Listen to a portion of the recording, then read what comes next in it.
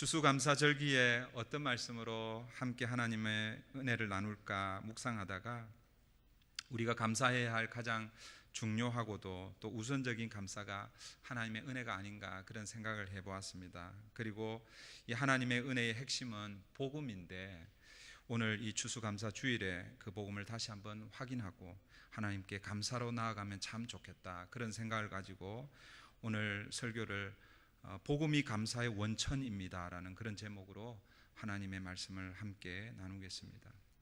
오늘 우리가 읽은 이 로마서 1장 16절 17절은 마틴 루터가 종교개혁을 가능하게 만들었던 그런 핵심 구절입니다.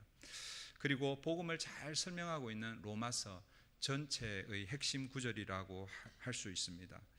사랑하는 성도 여러분, 복음이 무엇입니까?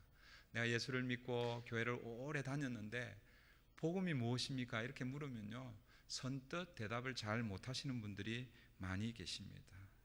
여러분, 복음이 무엇입니까? 오늘 우리가 읽은 이 두 절에는 복음에 대해서, 복음이 무엇인지에 대해서는 말씀해 주고 있지는 않습니다. 그런데 이미 사도 바울이 그 앞에 복음이 무엇인지를 분명하게 소개해 주고 있습니다. 우리 로마서 1장 2절에서 4절을 우리 함께 좀 찾아보겠습니다. 우리 앞으로 한 장만 넘기시면 로마서 1장 2절부터 4절 우리 같이 한번 읽겠습니다. 시작. 이 복음은 하나님께서 예언자들을 통하여 성경에 미리 약속하신 것으로 그의 아들을 두고 하신 말씀입니다. 이 아들은 육신으로는 다윗의 후손으로 태어나셨으며 성령으로는 죽은 사람들 가운데서 부활하심으로 나타내신 권능으로 하나님의 아들로 확정되신 분이십니다. 그는 곧 우리 주 예수 그리스도이십니다. 사도 바울이 설명하는 이 복음이 누구를 가리키고 있습니까? 예수 그리스도입니다. 2절부터 4절까지 핵심 구절을 한번 좀 저와 함께 체크를 하면 좋겠는데요. 펜이 있으신 분 펜을 드시고 또 연필 있으신 분은 연필을 드시고요. 2절에서 이 복음은 거기 한번 동그라미를 한번 쳐보세요. 이 복음은 동그라미를 치시고 3절에서는요. 그의 아들을 두고 하신 말씀입니다. 밑줄을 한번 쳐보세요. 그의 아들을 두고 하신 말씀입니다. 그리고 4절로 가서는 4절 제일 마지막에 그는 곧 우리 주 예수 그리스도이십니다. 거기에 밑줄을 한번 그어보십시오. 그리고 체크한 것을 한번 연결해서 우리 같이 한번 읽어보겠습니다. 준비되셨습니까? 네, 같이 한번 읽어볼게요. 시작. 이 복음은 그의 아들을 두고 하신 말씀입니다. 그는 곧 우리 주 예수 그리스도이십니다. 복음이 무엇입니까? 복음은 이 아들에 관한 것인데 그는 곧 우리 주 예수 그리스도라는 것입니다. 여러분, 복음이 어려운 게 아니죠? 복음은 예수 그리스도입니다. 우리가 예수 그리스도라고 이렇게 말을 많이 합니다. 어떨 때는 뭐 예수님 그러기도 하지만 그리스도 예수 뭐 이렇게 얘기하기도 하지만 주로 예수 그리스도 이렇게 표현을 합니다. 예수 그리스도라고 이렇게 이야기할 때 그게 어떤 의미인가? 예수 그리스도를 조금 풀었으면 이런 거죠. 예수님은 그리스도이십니다. 이런 것입니다.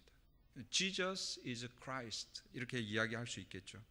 그러니까 여기서 이 예수는 2000년 전에 우리 인간의 육신의 몸을 입고 이 땅에 오신 그 예수님의 이름을 가리킵니다. 그러면 그리스도라는 것은 어떤 의미일까요? 육신의 몸을 입고 오신 그 예수가 이 땅에 계시면서 행하시는 사역, 일을 가리키는 것이죠. 예수님의 직업이라고 그러면 그러고요. 직분을 말하고 있는 것입니다. 그래서 예수 그리스도라고 이렇게 얘기할 때 이런 의미가 있습니다.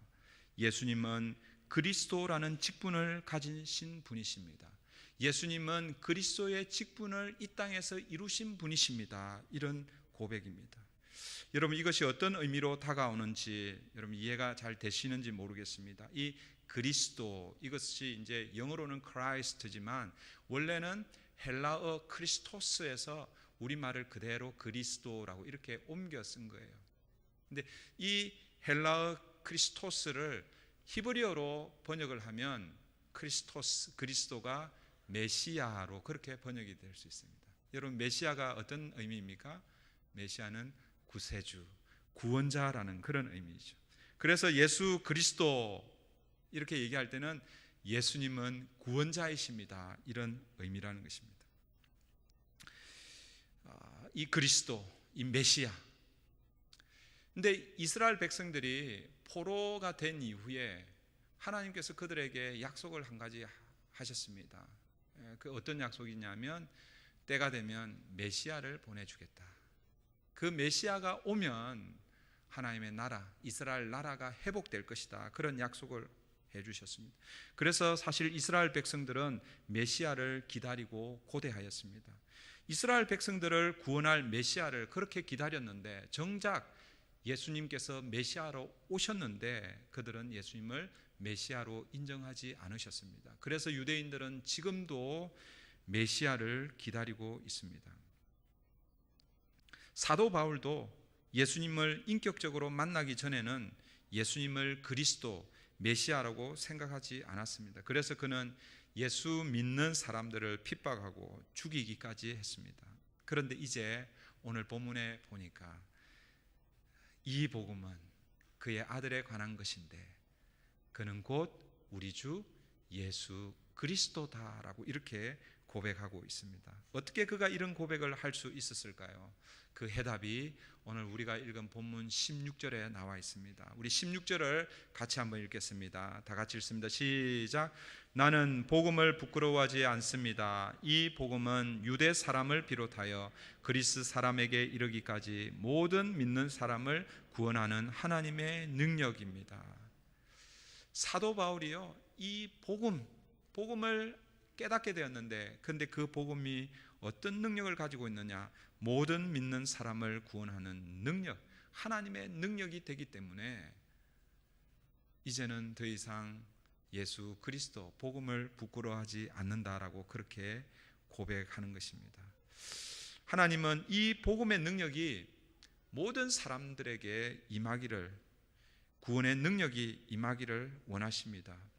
이 복음의 능력이 우리에게 구원의 능력으로 임하기 위해서는 어떻게 해야 할까요? 이 복음에 우리가 반응해야 하는 것입니다. 복음에 반응한다는 것이 어떤 의미인가? 복음에 어떻게 반응해야 복음이 가지고 있는 그 능력이 우리에게 임하게 되는가? 요한복음 1장 12절입니다. 우리가 잘 아는 말씀이죠. 영접하는 자, 곧 그 이름을 믿는 자들에게는 하나님의 자녀가 되는 권세를 주셨으니. 요한복음 3장 16절, 하나님이 세상을 이처럼 사랑하사 독생자를 주셨으니 이는 저를 믿는 자마다 멸망치 않고 영생을 얻게 하려 하심이라. 요한복음 5장 24절, 내가 진실로 진실로 너희에게 이르노니 내 말을 듣고 또 나 보내신 이를 믿는 자는 영생을 얻었고 심판에 이르지 아니하나니 사망에서 생명으로 옮겨느니라. 오늘 본문 16절도 이 복음은 모든 믿는 자에게 구원을 주시는 하나님의 능력이 됨이라. 복음에 반응한다는 것, 복음의 능력이 우리 가운데 역사하는 길은 다른 것이 아니라 그 복음 대신 예수 그리스도를 믿는 거예요. 복음이신 예수 그리스도를 믿음으로 받아들이는 것, 이것이 복음이 우리 가운데 역사하도록 하는 것입니다. 예수님이 나를 위해 십자가에서 죽으셨다는 사실을 믿는 것입니다. 그 십자가에 달리신 예수님께서 3일 만에 부활하셨다는 그 사실을 믿는 것입니다. 사랑하는 성도 여러분, 예수 그리스도의 십자가 사건, 예수 그리스도의 부활의 사건이 2000년 전에 일어났던 나와는 상관없는 사건이 아니라 비록 2000년 전에 일어났지만 오늘 지금 현재 나의 사건으로 받아들일 때에, 그때에 이 복음 예수 그리스도가 내 가운데 역사하고 그것으로 인해서 복음이 가지고 있는 구원의 능력이 우리 가운데 임하는 줄 믿습니다.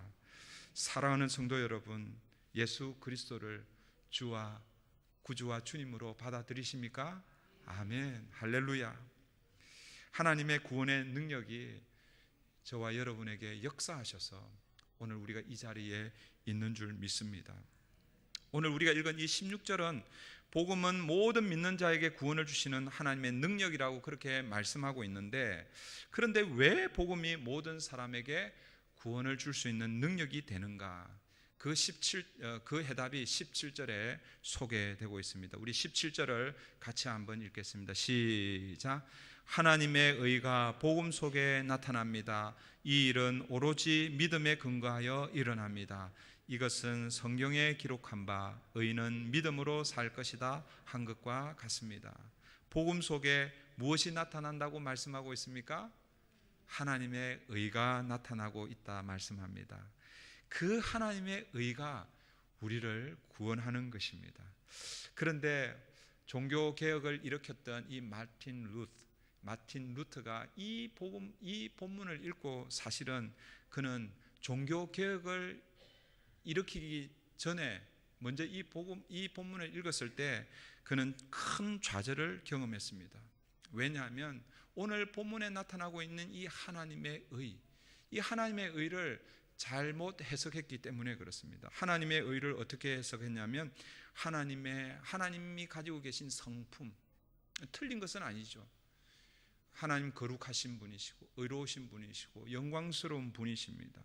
그런데 이 하나님의 의를 대할 때에 자신을 바라보는 거예요.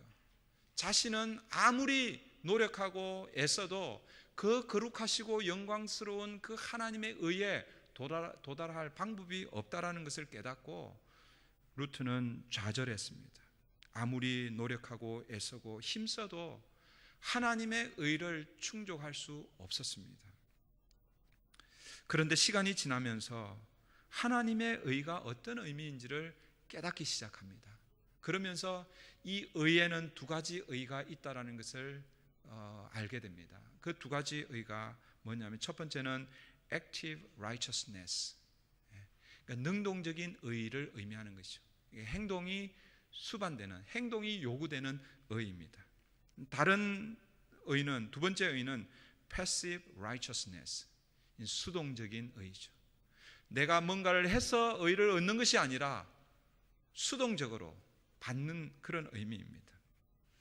Active righteousness는 인간의 입장에서 하나님의 의, 그 하나님의 영광, 하나님의 공의를 만족시키려는 그런 의를 가리키는 것입니다. 그래서 인간이 행동해야 하는 것이죠. 인간이 행동하고 노력하고 착한 일도 해보고 하나님이 좋아하실 만한 선한 일도 해보고 그렇게 하는 것입니다. 인간의 입장에서 하나님의 의를 충족하려고 하는 그런 입장이라는 것이죠. 그런데 여러분, 이것으로는 하나님의 의를 만족시킬 수 없다라는 것입니다. 우리가 아무리 노력하고 애써도 하나님의 공의에 도달할 수 없다라는 것입니다. 기독교와 달리 다른 종교들은요, 이 active righteousness를 가지고 있습니다. 어떤 의미입니까? 자기들이 섬기고 있는 그 신에게 좋게 보이는 것이죠. 그 신을 잘 달래어서, 그래서 그 신이 가지고 있는 복을 누리려고 하는 게 다른 종교들이 가지고 있는 그런 종교 시스템입니다. 그런데 기독교는 그렇지 않은 것입니다. 루트가 깨닫게 된 새로운 의가 있는데, 그 새로운 의는 passive righteousness였습니다. 이것은 인간의 편에서는 아무리 애쓰고 노력해서 얻을 수 있는 게 아닙니다. 수동적인 의, 다르게 표현하면 주어지는 의, 전가되는 의, 내게 어떤 힘과 노력을 들여서가 아니라 외부로부터 오는 의라는 것입니다. 하나님께서 인간에게 일방적으로 주시는 의인 것이죠. 이 의가 어디에 나타나 있다라는 것입니까? 복음 안에 나타나 있다라는 것입니다. 다시 한번 반복하겠습니다. 여러분, 복음이 무엇입니까? 예수 그리스도. 복음은 예수 그리스도입니다. 이 복음 안에 무엇이 나타나 있다고 말씀하고 있습니까? 하나님의 의가 나타나 있다라고 말씀합니다. 이게 복음이 예수 그리스도인데 이 복음 안에 하나님의 의가 있다라는 거예요. 그러니까 뭐예요? 예수님이 그 의를 가지고 계신 것이죠. 그러니까 다르게 표현하면 하나님의 의를 만족시키고 충족시킬 수 있는 것은 우리의 의가 아니라 누구의 의라는 것입니까? 예수 그리스도의 의라는 것입니다. 우리 인간의 편에서 우리 인간이 가지고 있는 의를 하나님 앞에 나아갈 때에는 그때는 실패합니다. 부족합니다. 안 되는 것입니다. 그런데 예수 그리스도의 그 의를 통해서 어떻게 해요? 가능하게 되는 것이죠. 다시 한 번 더 반복할게요. 복음이 무엇입니까? 예수 그리스도입니다. 예수 그리스도께서 그분의 의로 우리는 도저히 불가능한데 하나님의 의를 충족시킴으로 우리를 구원할 수 있는 능력이 되는 것입니다. 사랑하는 성도 여러분, 이것이 이해가 되십니까? 이게 이해가 되어야 됩니다. 그러면 이 복음 안에 있는 이 하나님의 의, 예수 그리스도의 의가 어떻게 그러면 우리의 의가 되느냐? 어떻게 우리의 의가 되는가? 영어 성경을 보면 오늘 본문의 말씀을 이렇게 소개하고 있는데요. 제가 발음이 좀 좋지는 않지만 여러분 한번 잘 들어보세요. For in the gospel, a righteousness from God is revealed, a righteousness that is by faith, from first to last. In the gospel, 복음 안에, 복음 속에, a righteousness from God, 하나님으로부터 오는 의가 is revealed, 드러났습니다. 그런데 그 의는 a righteousness that is by faith, 믿음으로 주어집니다. 그런데 이 믿음을 어떻게 설명하고 있냐면 이렇게 설명하고 있습니다. From first to last, 처음부터 마지막까지 믿음으로 의가 우리에게 주어진다라는 것입니다. 예수 그리스도의 의가 우리와는 전혀 상관이 없었는데, 그런데 우리의 입장에서 그 예수 그리스도를 믿음으로 받아들일 때에 예수 그리스도의 의가 우리 가운데 찾아온다라는 것입니다. 이것이 바로 하나님의 은혜인 것입니다. 우리 자신에게는 아무 능력이 없습니다. 자격이 없습니다. 죄와 허물로 죽었던 사람들입니다.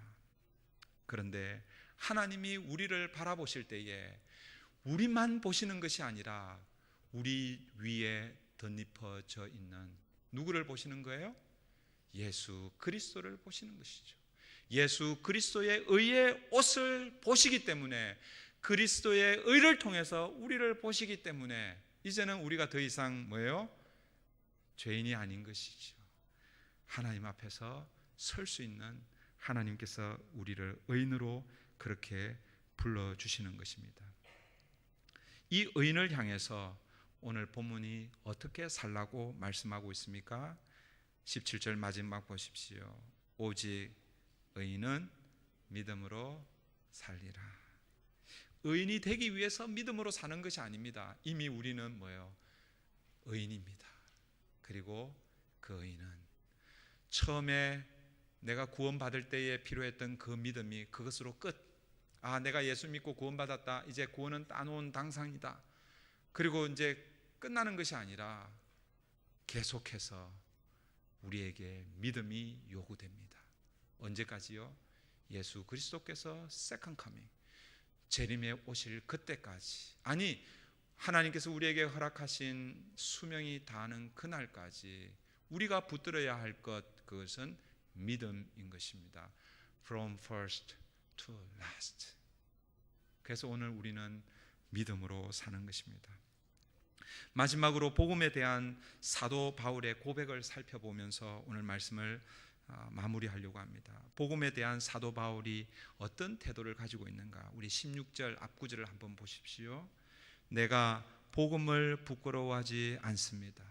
사도 바울이요, 복음을 부끄러워하지 않습니다라고 이렇게 고백합니다. 여러분, 이 고백을 한번 뒤집어서 생각해 보면 어떤 의미가 있냐면요, 지금은 복음을 부끄러워하지 않지만 전에는, 과거에는 어떤 마음을 가지고 있었다는 것입니까? 복음을 부끄러워했던 적이 있다라는 그런 의미죠. 복음이 무엇입니까?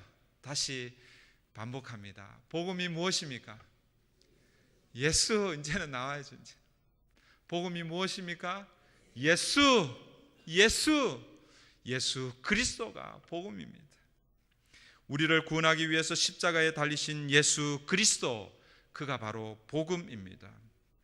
지금 우리가 십자가를 바라볼 때 그 십자가는 얼마나 귀하고 감사하고 영광스럽고 또 귀하게 여기는지 모릅니다. 구원의 상징으로 그렇게 우리가 여기죠. 그래서 목걸이 또 귀걸이, 어떤 경우에는 자동차 안에도 이렇게 십자가를 달고 다니고 그렇게 하잖아요. 그런데 예수님이 돌아가셨을 그 당시 십자가는 흉악한 죄인들에게만 집행되었던 사형제도의 한 도구였습니다. 그래서 그 당시 모든 사람들은 십자가를 바라볼 때마다 그 십자가를 저주했습니다. 멸시했습니다. 조롱했습니다. 수치스러운 것으로 여겼습니다. 부끄럽게 여긴 거죠. 아마 사도 바울도 그런 생각이었을 것입니다. 그런데 이 십자가에 달린 예수가, 저주의 상징인 십자가, 수치의 상징인 이 십자가 위에 달린 그 예수가 하나님의 아들이고, 그 예수를 믿을 때에 구원이 임한다라는 그 소식, 그 소문이 사람들에게 퍼져갑니다. 그 소문이 누구의 귀에까지 들립니까? 바울의 귀에까지 들리는 것이죠. 있을 수 없는 일이죠. 그래서 어떻게 합니까? 그 사람들을 핍박합니다. 죽이기까지 합니다. 그리고 그는 그것을 사명으로 여기고 더 열심히 예수 믿는 사람들을 죽이고 그렇게 했습니다. 이것은 곧 십자가를 멸시하는 것이고, 십자가를 부끄럽게 여긴 것이고, 십자가를 수치스럽게 여겼다라는 그런 의미입니다. 그런데 지금 사도 바울이 무엇이라고 고백하고 있습니까? 내가 복음을 부끄러워하지 아니하노니. 어떻게 사도 바울이 이 십자가, 복음, 그 예수에 대한 태도가 이렇게 바뀔 수 있었습니까? 바로 다메섹 도상에서 부활하신 예수님을 만났기 때문에 그렇습니다.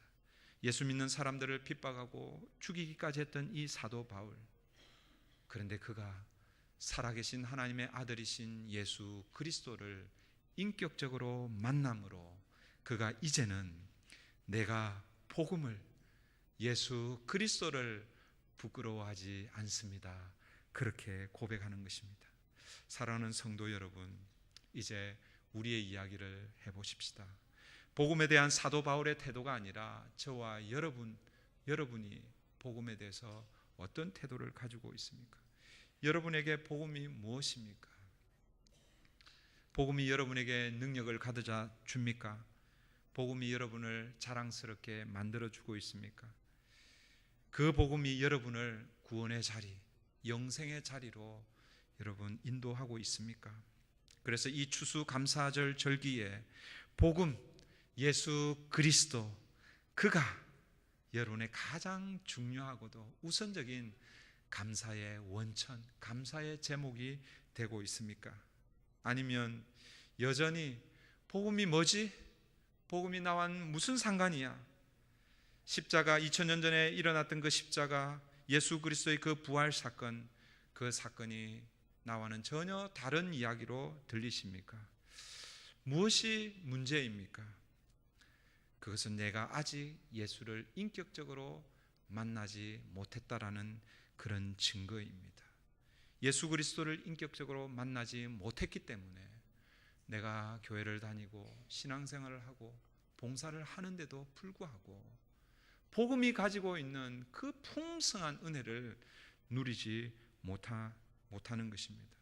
사랑하는 성도 여러분, 여러분이 예수 그리스도를 인격적으로 만나지 못했다면, 다르게 표현하면 거듭나지 못했다면, 제가 몇 주 전부터 한 분을 우리 기도회 모임 있을 때마다 소개를 했습니다. 어떤 분을 소개했냐면 스탠리 존스 라는 목사님을 소개한 적이 있습니다. 이 목사님은 복음 전도자입니다. 근데 이분이 쓴 책이 있는데 Pilgrim's Song이라는, 순례자의 노래라는 책이 있습니다.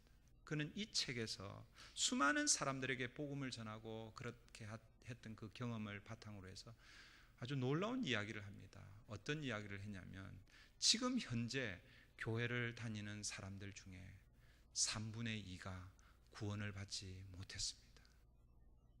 여러분, 3분의 2가 얼마나 큰 숫자인지 75%입니다.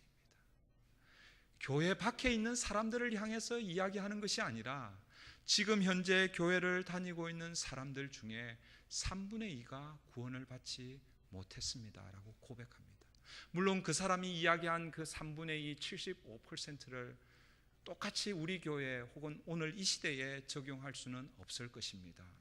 그러나 적어도 상당히 많은 숫자가 내가 예수를 믿고 교회를 다니고 신앙생활을 한다고 하는데도 여전히 거듭나지 못한 사람들이 있다라는 것입니다. 사랑하는 성도 여러분, 거듭나지 않고 신앙생활하는 것은 그것은 신앙생활이 아닌 것이죠. 종교생활입니다. 그래서 드려지는 이 예배는 사실은 아무 의미가 없는 것입니다. 예배는 구원받은 자, 거듭난 사람들에게 주어지는 하나님의 놀라운 은혜, 축복입니다.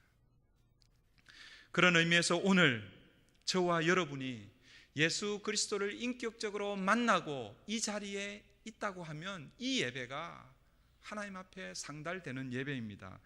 그러나 그렇지 않다면, 내가 인격적으로 예수 그리스도를 만나지 못했다면 오늘 우리가 드리는 이 감사절 예배는 아무 의미가 없는 것이죠.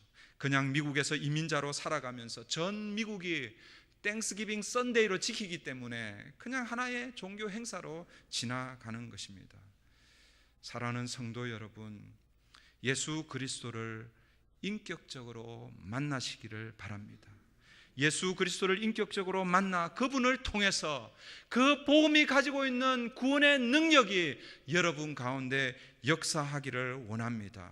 그래야 오늘 우리가 드리는 이 감사 예배가 그저 드려지는 예배가 아니라 지난 1년이 아니라 내 삶, 내 전생애에 올려지는 하나님의 은혜로 드리는 그런 예배 되기를 바랍니다. 오늘 우리 주님은 여러분이 살아계신 예수 그리스도를 만나기를 원하십니다. 혹시 이 자리에 예수 그리스도를 아직도 인격적으로 만나지 못하신 분 계시다면, 혹시 방문자로 여기에 와 계시다면 여러분 기도하십시오. 하나님께 도움을 구하십시오. 하나님께서 여러분들 도와주실 것입니다. 여러분의 마음의 문을 열어주셔서 성령을 선물로 주실 것입니다. 이 거저 주시는 하나님의 은혜의 선물, 복음, 예수 그리스도, 그분으로 말미암아 이 땅을 살아가는 저와 여러분 되시기를 바랍니다. 세상의 능력으로 사는 것이 아니라 복음이 가지고 있는 능력, 예수 그리스도의 능력으로 이 땅을 사는 저와 여러분 되시기를 바랍니다. 기도하겠습니다. 하나님 아버지, 죄와 허물로 죽었던 우리들을 복음으로 예수 그리스도로 우리를 살려주셔서 감사합니다. 그 은혜에 감격하여 받은 은혜, 하나님 너무나 부족하지만 우리의 정성으로 하나님 앞에 올려드립니다. 그런데 아직도 우리 주변에 하나님을 알지 못하는, 예수 그리스도를 구주로 영접하지 못한 분들이 계십니다. 그들을 긍휼히 여겨주시고 혹여라도 이 자리에 있다면 성령 하나님 역사하여 주셔서 그들의 마음을 열어주시고 오늘 이 시간에 하나님의 선물 영생을 허락하여 주시옵소서. 감사합니다. 예수님의 이름으로 기도합니다. 아멘.